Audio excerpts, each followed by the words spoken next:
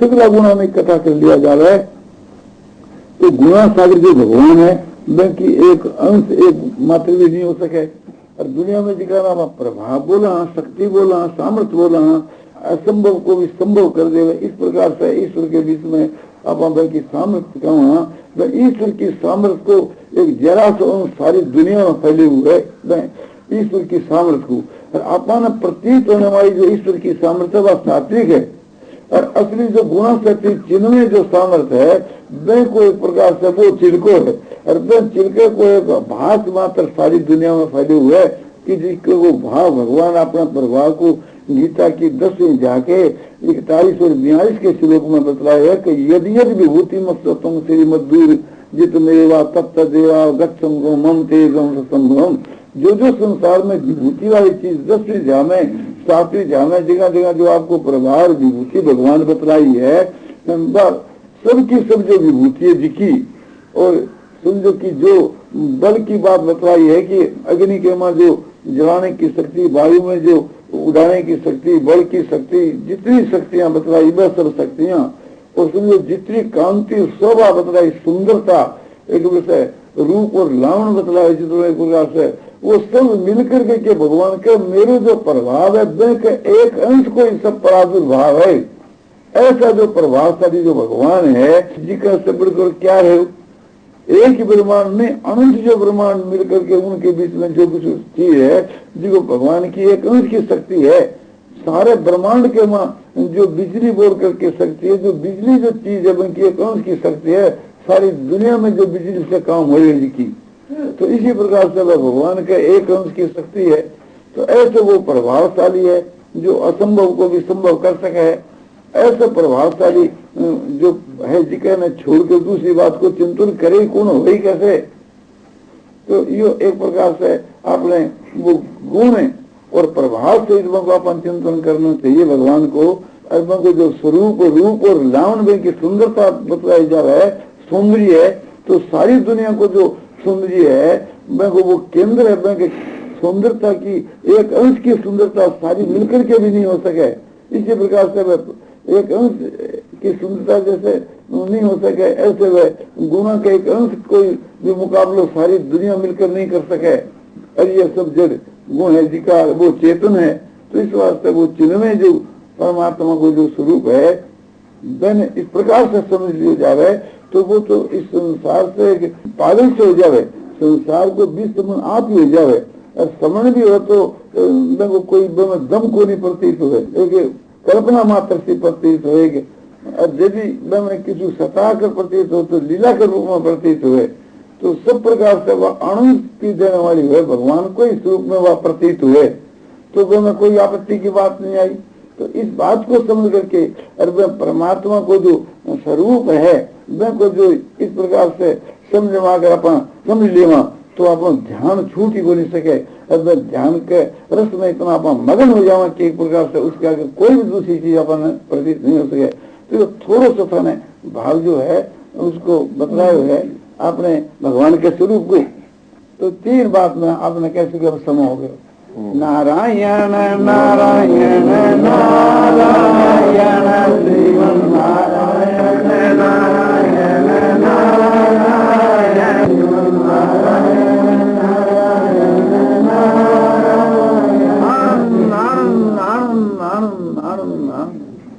शांति शांति शांति। यह महात्मा के तथा परमात्मा के नाम और रूप का तत्व रहस्य विषयक व्याख्यान मिति पौष कृष्णा द्वादशी शुक्रवार तारीख 28/12/56 को प्रातः 5:30 बजे पूज्य श्री जयदयाल जी गोविंद का द्वारा सम्मान्य श्री घनश्याम दास जी जालान के घर पर गोरखपुर में दिया गया।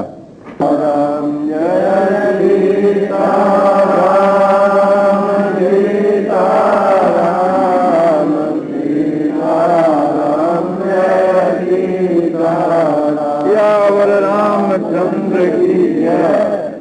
ये तो कर्म योग को साधन है, एक भक्ति सहित कर्म योग है। तो भक्ति सहित जो कर्म योग है जो ज्यादा दानी है, परमात्मा की तो प्राप्ति कर्मयोग के साधन से मिल जा है। और फिर साथ में भक्ति रहे तो वो जल्दी काम सिद्ध हो जाए। इसका भी अलग अलग भेद है। एक तो भक्ति समान है और एक मुख्य भक्ति है और एक अनन्य भक्ति है। जो अनन्य भक्ति है वह तो केवल भक्ति, और गौणी भक्ति तो कर्मयोग के साथ में मिला है। खाली केवल जो कर्मयोग है उसके साथ में गौणी भक्ति तो रहे। तो कर्मयोग जैसे भगवान का वचन है, हृदय के पालन से आत्माओं कल्याण हो जाए, ये भाव तो रही है। गौणी भक्ति, समान भक्ति, मुख्य भक्ति, अनन्य भक्ति, चार भेद अलग अलग है। जैसे मनुष्यों की भक्ति जो है उसका का प्रेम जो संसार में रहे और ईश्वर में जो माने हैं तो वह ईश्वर में गौणी भक्ति हुई। इसी प्रकार से कर्मयोग को आत्मा में करे तो भगवान की आज्ञा समझ करके, भगवान का वचन है यह समझ करके उनको पालन करे तो वह गौणी भक्ति तो उसके साथ में नहीं, केवल कर्म के साथ में भी गौणी भक्ति है। केवल कर्म योग को साधन बताए है, जिसको फल आसक्ति को त्याग हुए वो केवल कर्मयोग है। कायेन मनसा बुद्धिया केवल इंद्रिय योगिन कर्म कुर्वन्ति संयम तत्वात्म शुद्धे युक्त कर्म फलं त्यक्त्वा शांतिमाप्नोति नैष्ठिकीम् अयुक्त काम कार्येण फले सक्तो निबध्यते। ये केवल कर्म योग है तो इसमें गौण रूप से भक्ति है ही। इनको अर्थ योग है कि काया करके, मन शरीर करके, मन करके और बुद्धि करके और के इंद्रियों करके भी योगी लोग आसक्ति को त्याग करके आत्मा की शुद्धि के लिए कर्म करते हैं। वह योगी होते पुरुष कर्म के फल को त्याग करके और निष्ठा वाली शांति को प्राप्त होते हैं। यानी परमात्मा की प्राप्ति होने के बाद जो शांति मिले वह निष्ठा वाली शांति है। यूं कहो कि कर्मयोग को साधन करने से जो उसकी आत्मा को उद्धार हो जाए योग निष्ठा से, वह निष्ठा वाली शांति है। और अयुक्त काम कार्य न फले सक्तो निबध्यते। और जो योग युक्त नहीं है वे लोग कामना को लेकर ही कर्म करते हैं, तो फल में आसक्त पुरुष कर्मों के द्वारा बंधते हैं, जन्मते मरते रहते। और केवल कर्मयोग की बात दूसरी अध्याय के वहां भी कही है। ये जो बात मैं कह चुकी हूँ ये तीसरी अध्याय के श्लोक है 11 और 12। तीसरी 5वीं अध्याय 11 और 12 के श्लोक है। तो दूसरी अध्याय के वहां कर्मयोग, केवल कर्मयोग बदलाव है कि कर्मण्यवादी कारस्ते मां फलेषु कदाचन मां कर्म फलेषु माते समस्त कर्मणि युक्त कर्म फलं त्यक्त्वा शांति माप्नोति नैष्ठिकीम् अयुक्त काम कार्येण फले सक्तो निबध्यते। दूसरी अध्याय के 47-48 की श्लोक है। उनको भाग्योग है कि अर्जुन तेरा कर्म करने में अधिकार है, फल में नहीं। भावी है कि तू फल की इच्छा मत कर और कर्मा को आचरण कर, और कर्म के फल का हेतु भी मत बन। यानी तुम्हारे में ममता, आसक्ति, कामना, वासना और अभिमान ये कुछ भी हो गए कर्म के विषय में तो वे भी फल देने वाला बन जा रहा है। इस वास्ते तो कर्म के फल का हेतु भी मत बनना, और कर्म के न करने में भी तुम्हारी प्रीति नहीं होनी चाहिए, क्योंकि कर्म करने का तेरा अधिकार है। तो तू योग में स्थित होकर कर्म कर, हे धनंजय, आसक्ति को त्याग करके कि तू योग में स्थित होकर कर्म कर। योग क्या? सिद्धि और सिद्धि एवं सम भाव है, उसका नाम योग है। तो ये कर्म योग की बात है। कर्म करे जी के वहां आसक्त भी नहीं हुए और कर्म को फल भी नहीं चाहे तो स्वयं को भी कल्याण हो जाए, साधन भी हो शुभ में, संसार के हित के लिए, प्राणी मात्र के हित के लिए अब कोई भी कर्म करा जिसमें अपनो स्वार्थ नहीं हुए और वह कर्म के में अपनो लगाव आसक्ति भी नहीं हुए तो वो कर्म निष्काम कर्म कहे जाए, उससे आत्मा को उद्धार हो जाए। कोई कामना नहीं लेकर करे जो सकाम कर्म, और कोई भी कामना नहीं लेकर करे जो कोई निष्काम कर्म। तो ऐसे निष्काम कर्म योग के वहां भी गौण रूप से भक्ति रहती है। सामान्य भक्ति को कहते हैं दोनों चीज साथ में है, कर्मयोग तो है ही और समान भाव से भक्ति को भी साथ में मिश्रण है। जैसे भगवान गीता की 18 में जाके 46 के श्लोक में ये बात कही है, यथा प्रवृत्ति भूतान और ये न सर्वगंतम स्वकर्मात्म रहस्य सिद्धि विवृत्ति न है। जिस परमात्मा से यह संसार उत्पन्न हुई है, जो परमात्मा इस संसार में व्यापक है, उस परमात्मा को अपने अपने परम धर्म के अनुसार भगवान की सेवा करके मनुष्य सिद्धि को प्राप्त होता है। सेवा वही पूजा है, तो भगवान को पूज करके और परम सिद्धि को प्राप्त हो जाता है।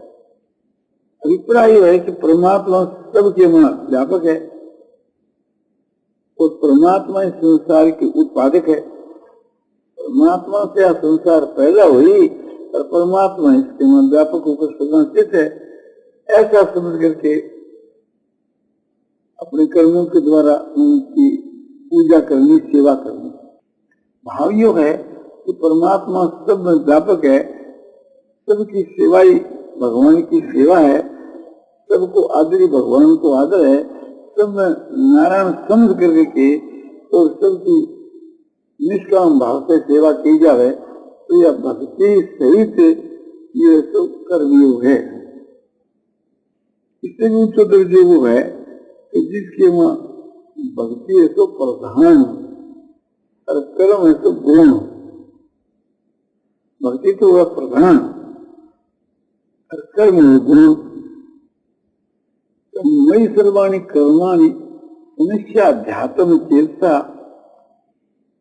निराशीर निर्ममो भूतवा युद्ध स्वदीप्त ज्वर की तीसरी जगह किसको चले। भगवान कहते हैं कि अर्जुन मई सर्वाणी कर्माणि, सारे कर्म मुझ परमात्मा में समर्पण कर दे और अध्यात्म चित्त से थी आशा रहित होकर के, ममता रहित होकर के और विरक्त होकर के युद्ध कर। तो युद्ध करने की बात कर निष्काम भाव से ये तो क्रिया आई। इसमें मुख्यतः दो बात आई कि तू सारे कर्मों को मुझ परमात्मा के में अर्पण कर दे, अध्यात्म चित्त से अर्पण कर दे।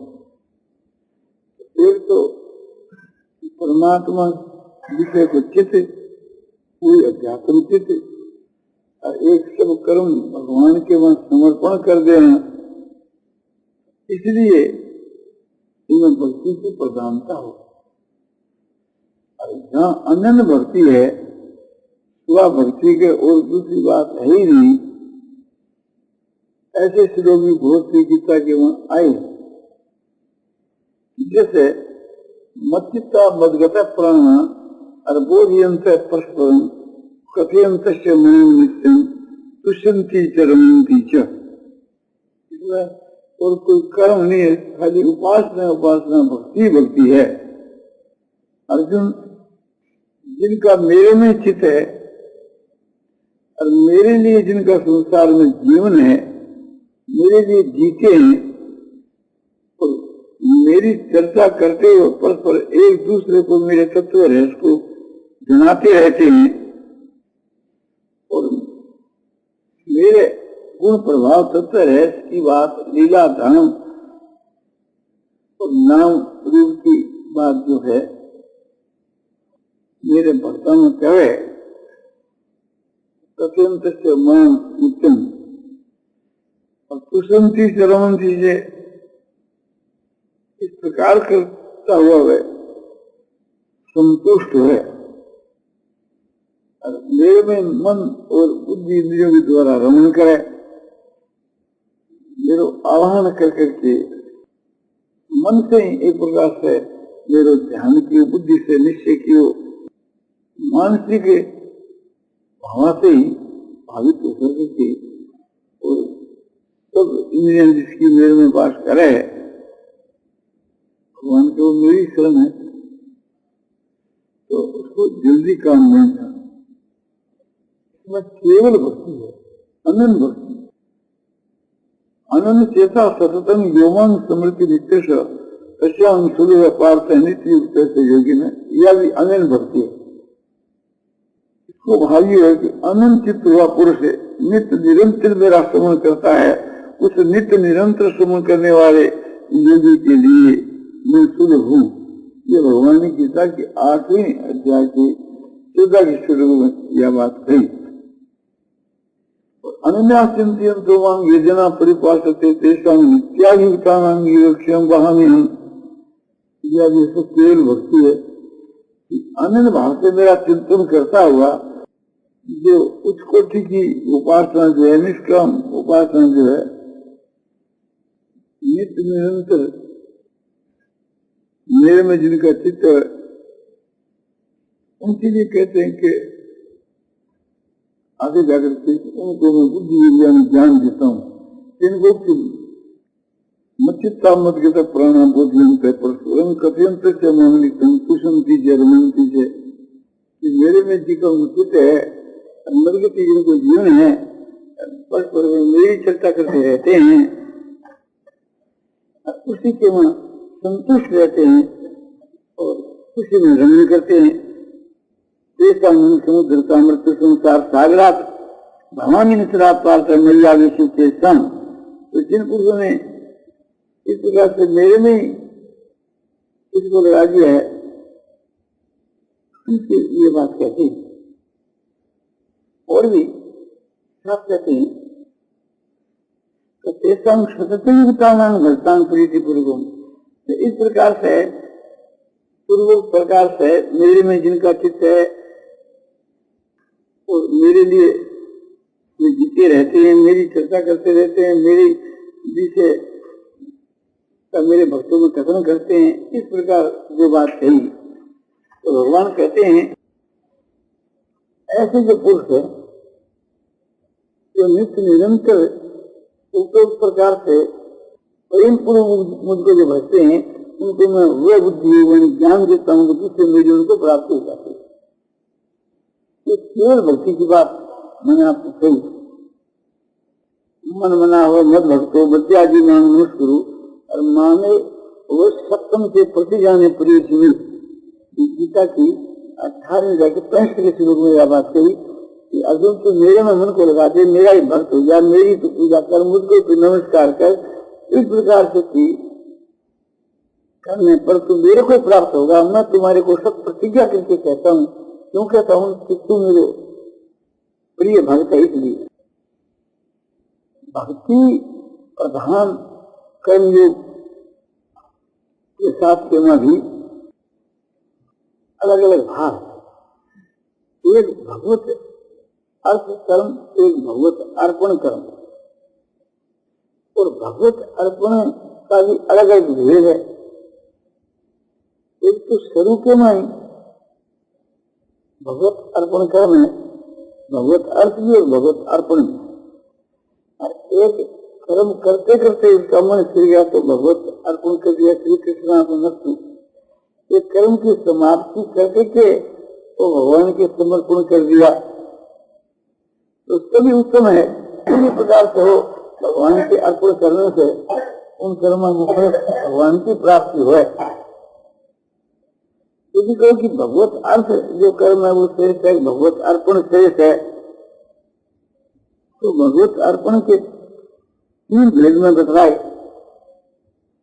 कर्म संपादन करने के बाद भगवान के समर्पण करे। पहले तो इस विषय से कर्म किया, यज्ञ है, दान है, सब है, जो ईश्वर की भक्ति है, भजन है, ध्यान है, ईश्वर की जो उपासना है, सकाम भाव से आरंभ किया। मेरे लड़का हो जावे, मुझको धन मिल जावे इत्यादि संसारिक वस्तु को साथ लगे करते, किंतु भगवान की भक्ति करते करते उसका मन फिर गया बीच में, गलत रास्ते पर हूं। भगवान की भक्ति को निष्काम नहीं करनी चाहिए, ये भाव आकर के बीच में श्री कृष्णात्मक भाव से भी वचन मात्र से भगवान के अपने सेवा कर्म अर्पण कर दिया। एक कर्म करते करते फिर मन बदल गया, क्या भगवान के समर्पण कर दिया।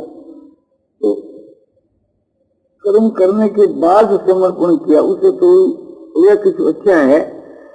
जो कर्म करते करते बीच में मन बदल गया तो उसे भगवान के वो अर्पण कर दिया, वाणी से भी मन से भी।